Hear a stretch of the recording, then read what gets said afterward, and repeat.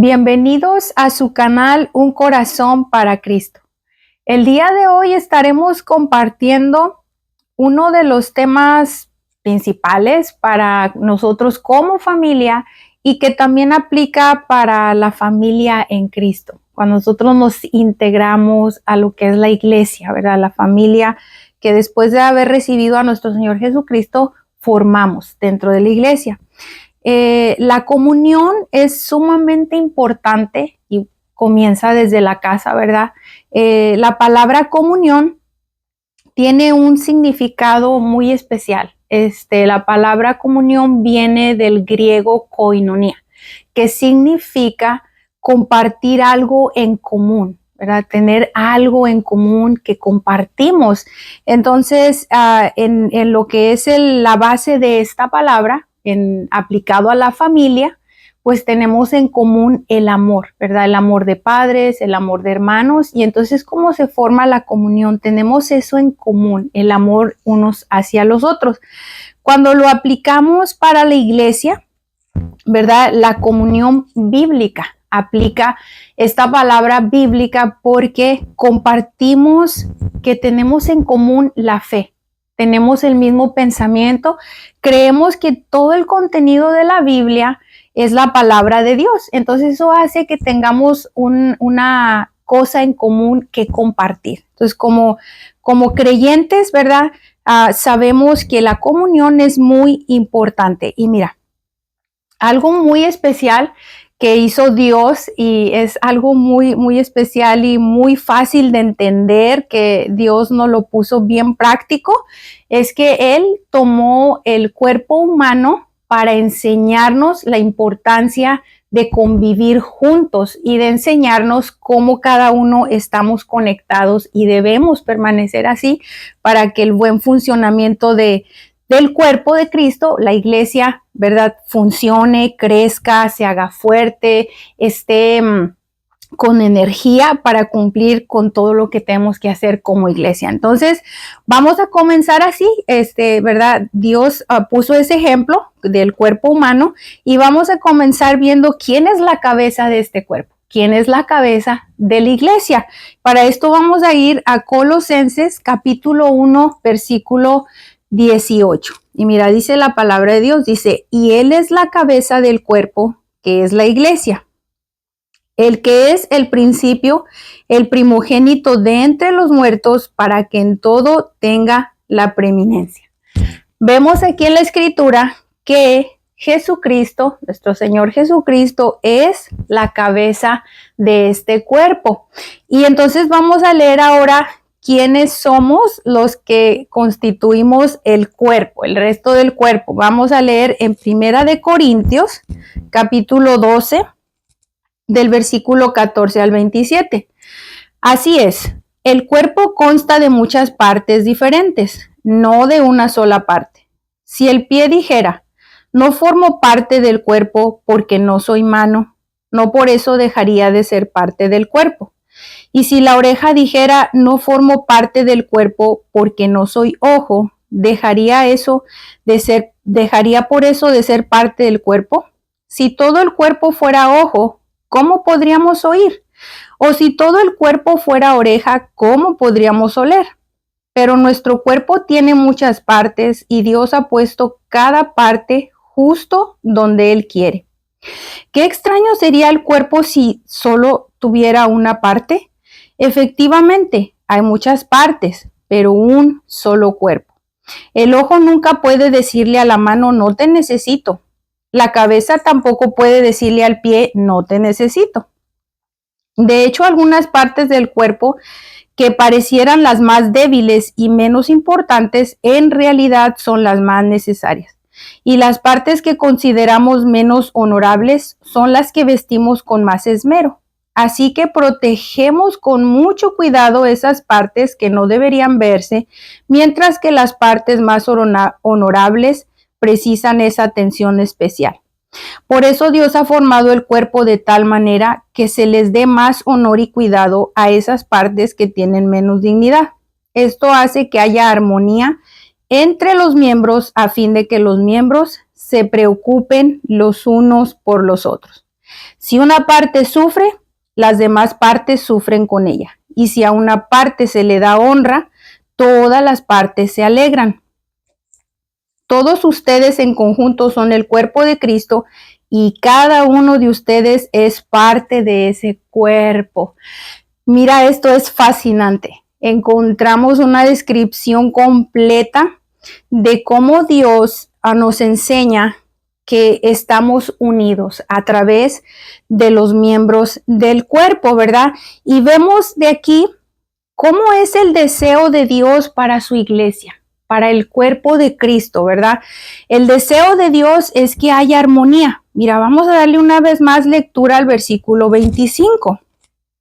Dice, esto hace que haya armonía entre los miembros a fin de que los miembros se preocupen los unos por los otros. Esto es el deseo de Dios, que haya armonía, unidad en nosotros como iglesia, ¿verdad?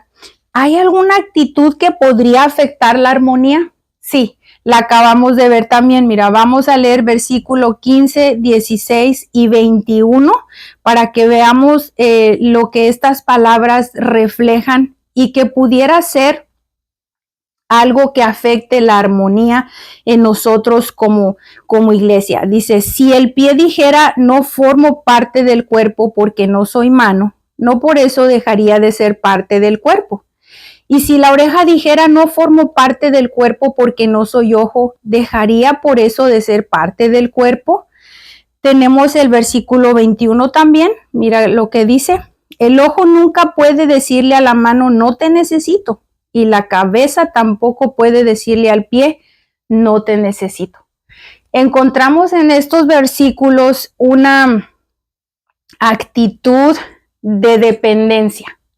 Yo podría encontrar orgullo cuando una parte le dice a la otra, no te necesito. No te necesito para trabajar o no te necesito para funcionar bien.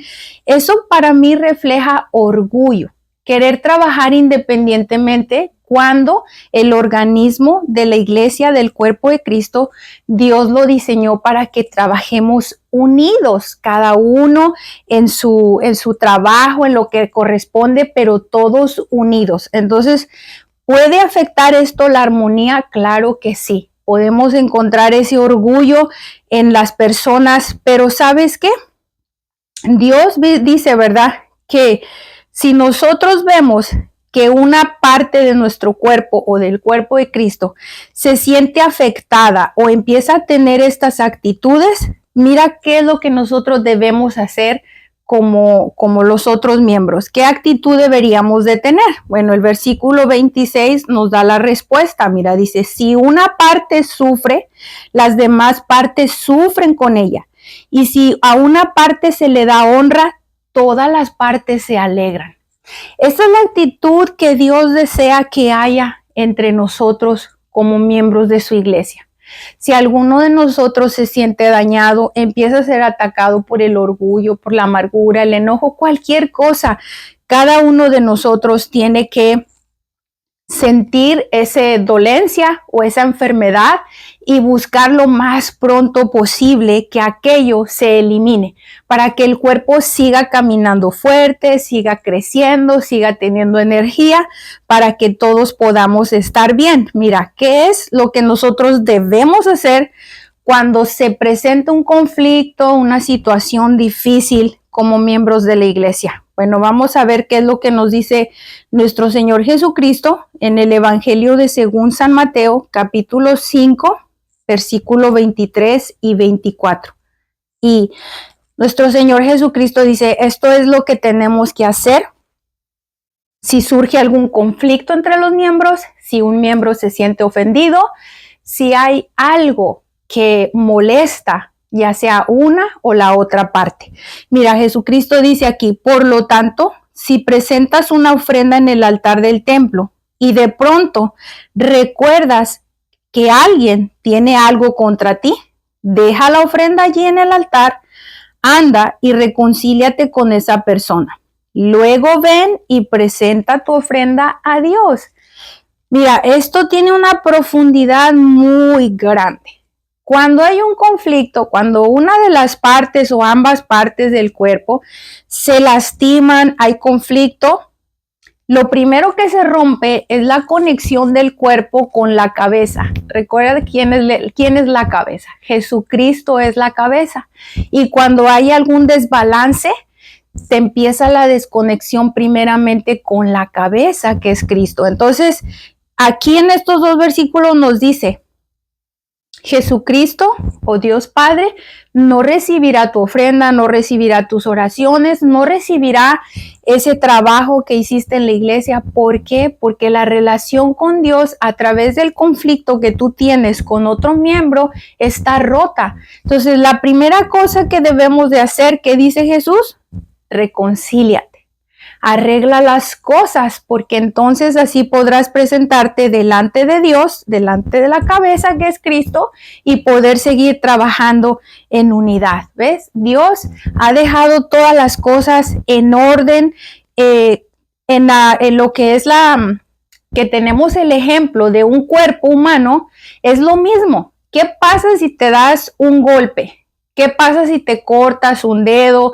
Si un dedo de tu pie está sintiendo dolor, o qué tal de los órganos internos vitales, qué hay en tu corazón, si está fallando tus pulmones, todo eso trae un desbalance en tu cuerpo físico. Entonces es lo mismo aplicándolo a lo espiritual. Por eso Dios en su sabiduría dejó la forma en que podemos sanar nuestro cuerpo, la reconciliación, el perdón, el comenzar de nuevo, el vamos a trabajar juntos para que el cuerpo crezca y esté firme, ¿verdad?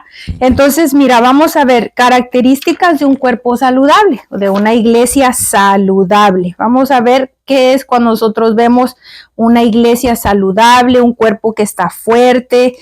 Vamos a ver en Primera de Juan, el apóstol Juan nos escribió aquí, Primera de Juan, capítulo 4, el versículo 1, y dice, queridos amigos, no les crean a todos los que afirman hablar,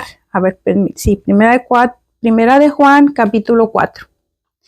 Queridos amigos, no les crean a todos los que afirman hablar de parte del Espíritu. Pónganlos a prueba para averiguar si el Espíritu que tienen realmente proviene de Dios, porque hay muchos falsos profetas en el mundo. Creo que este versículo está equivocado. Vamos a ver el 21. Primera de Juan, capítulo 4, versículo 21. Disculpen aquí, si es el 21. Dice, y Él nos ha dado el siguiente mandato. Los que aman a Dios deben amar también a los hermanos creyentes, ¿verdad? Entonces, la característica de una iglesia saludable es amarse unos a los otros. Sí, este versículo está claro. Lo voy a volver a leer. Dice, y Él nos ha dado el siguiente mandato. Los que aman a Dios deben amar también a los hermanos creyentes. Eso es una característica de una iglesia saludable. Vamos a ver Gálatas, capítulo 6, versículo 2. Esta es otra característica de una iglesia fuerte, de los miembros que están trabajando en unidad. Dice, ayúdense a llevar los unos las cargas de los otros y obedezcan de esta manera la ley de Cristo. Ayudándonos unos a los otros, ¿verdad? Esta es otra forma que podemos ver que estamos siendo una iglesia saludable. Vamos a ver 2 de Corintios, capítulo 8, versículos 13 al 15. Y mira, dice aquí el apóstol Pablo, dice, claro, con eso no quiero decir que lo que ustedes den deba hacerles fácil la vida a otros y difícil a ustedes. Solo quiero decir que debería haber cierta igualdad. Ahora mismo ustedes tienen en abundancia y pueden ayudar a los necesitados. Más adelante ellos tendrán en abundancia y podrán compartir con ustedes cuando pasen necesidad. De esta manera habrá igualdad, ¿verdad? Como dice aquí el apóstol Pablo, el 15 dice, como dicen las escrituras, a los que recogieron mucho nada les sobraba y a los que recogieron solo un poco nada les faltaba.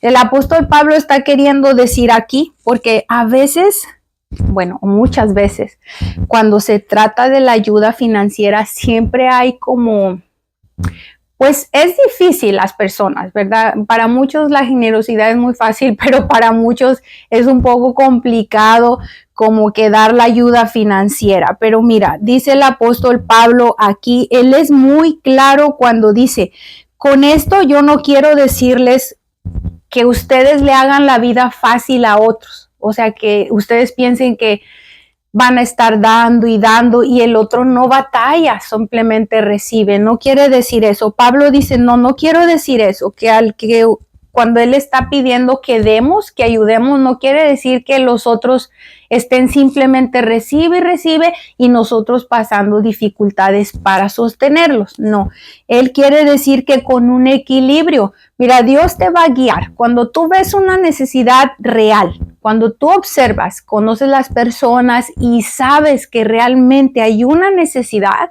el Espíritu te va a mover y vas a poder dar, como dice aquí el apóstol Pablo, dar, porque sabes que en el versículo 15 dijo algo muy importante y eso así es.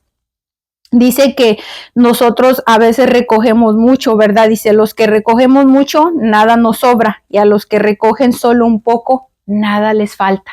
Quiere decir que la medida exacta de nuestra necesidad es suplida por parte de Dios. Entonces, esta es otra característica, ayudamos con las finanzas, ¿verdad? Primera de Tesalonicenses, capítulo 2, versículo 8, vamos a ver qué es lo que está aquí en esta carta, Primera de Tesalonicenses 2:8.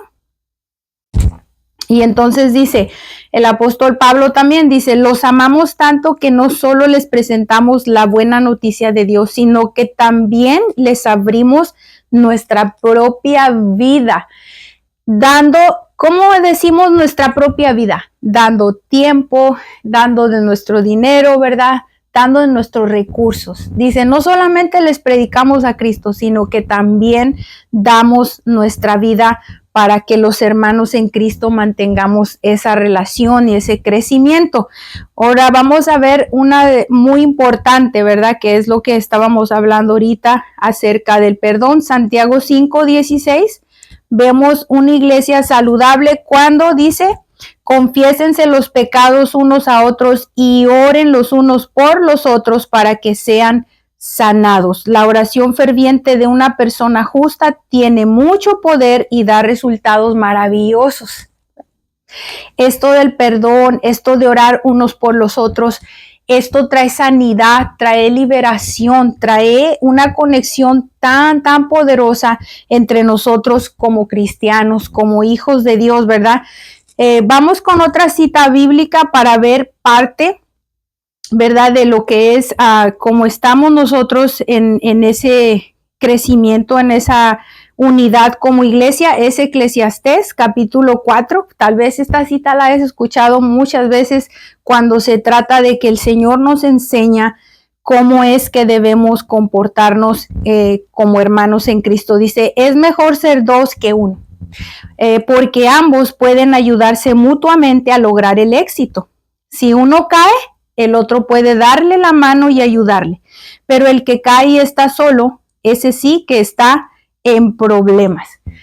Tenemos un compañero, una compañera, un hermano, una hermana en Cristo, dale la mano, levántense, entre ambos ayúdense para crecer mutuamente, es lo que dice el Señor, ¿verdad? Esto es lo que Él nos dice que debemos de hacer. Y vamos a ver por una última cita bíblica que está en Proverbios 27. Los proverbios, ¿verdad? Lleno de sabiduría este libro. Proverbios 27, versículo 17. Vamos a ver qué dice aquí la palabra del Señor. Dice, como el hierro se afila con hierro, así un amigo se afila con su amigo, ¿verdad? ¿Qué quiere decir esto? Que un hermano en Cristo, una hermana en Cristo te puede decir con toda confianza, mira, estás haciendo esto mal. Corrígete para que Dios te bendiga, para que puedas estar bien delante de Dios. Entonces, este es el propósito como iglesia, edificarnos unos a los otros, exhortarnos unos a los otros para que vivamos esa vida de iglesia, de hermanos en Cristo en comunión.